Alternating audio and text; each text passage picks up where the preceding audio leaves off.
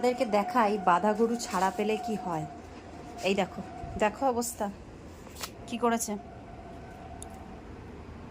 আমাদের ফাঁকা জায়গার থেকে কাদা মাটি মেখে এসেছে, আর আসার পরে পুরো ঘরটাকে নোংরা করেছে। এই দেখো, দেখেছ?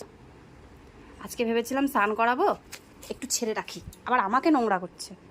দেখো এক লাফে একদম গায়ে। দেখো অবস্থা দেখো, এত দুষ্টু যে বলার কথা না। কি অবস্থা করেছে হাত পাটার। এই তাকাই দিকে, সুজি কি করেছিস? এগুলো কি করেছিস? এবার পরিষ্কার হবে কি করে?